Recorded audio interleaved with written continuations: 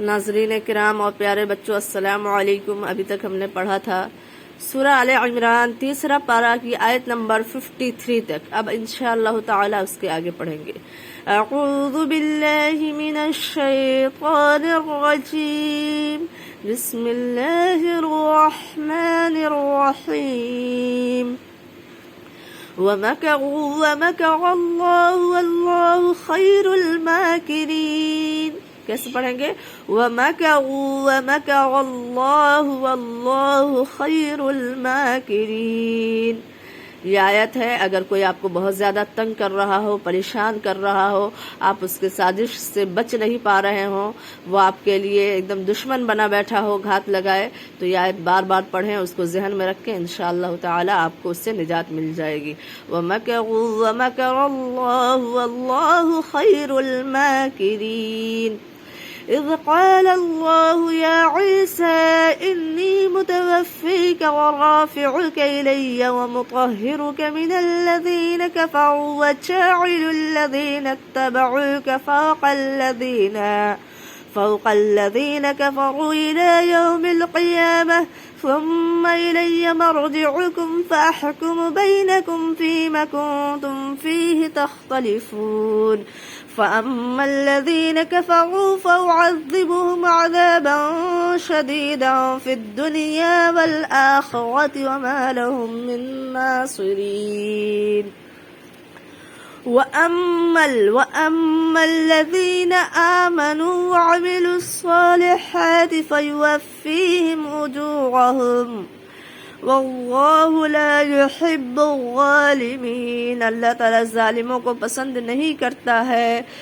ذلك نتلوه عليك من الآيات والذكر الحكيم إن مثل عيسى عند الله كمثل آدم إن مثل عيسى عند الله كمثل آدم۔ عیسیٰ علیہ السلام کی مثال اللہ کے نزدیک ایسے ہے جیسے کہ آدم علیہ السلام کی تھی۔ خلقہ من تراب ثم قال له كن فيكون خلقہ من تراب ثم قال له كن فيكون، کہ ان کو مٹی سے پیدا کیا، اس کے بعد کہا کہ تو ہو جا، تو بس وہ ہو گئے زندہ۔ الحق من ربك فلا تكن من الممترين فمن حاجك فيه من بعد ما جاءك من العلم فقل تعالوا ندعو أبناءنا وأبناءكم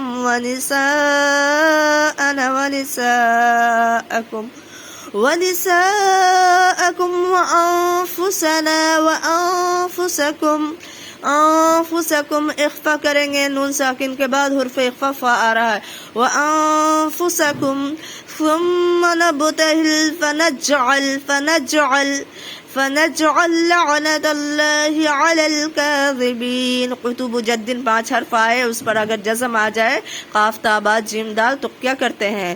اسی طرح دھکا دے کے پڑھتے فنجعل لعنة الله على الكاذبين إن هذا لهو القصص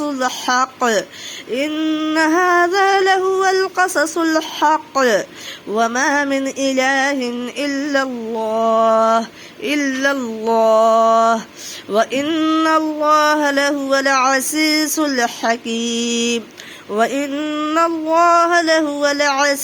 الحكيم فإن تولوا فإن الله عليم بالمفسدين۔